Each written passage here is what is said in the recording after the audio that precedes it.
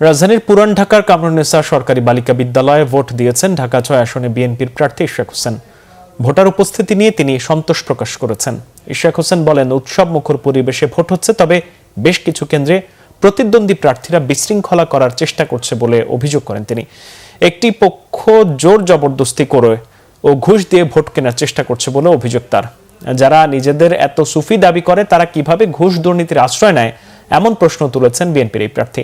জনগণ ভোট দিয়ে ধানের শীষকে বিজয়ী করবে বলে ইশরাক হোসেন আশাবাদ ব্যক্ত করেন।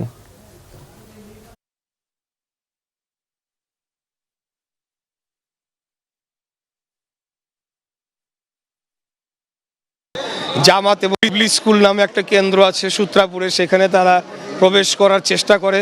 তার আগে আমরা দেখেছি যে সূত্রাপুরের জামাতের নায়েবে আমির সে সহকারী প্রিজাইডিং অফিসারদেরকে ঘুষ প্রদানকালে আটক হয় এবং তাকে 2 দিনের জেলে দেয়া হয়।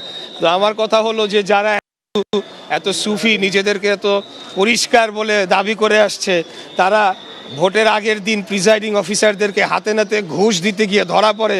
এদের মুখোশ উন্মোচিত হয়ে গিয়েছে, জনগণ এদেরকে চিনে ফেলেছে।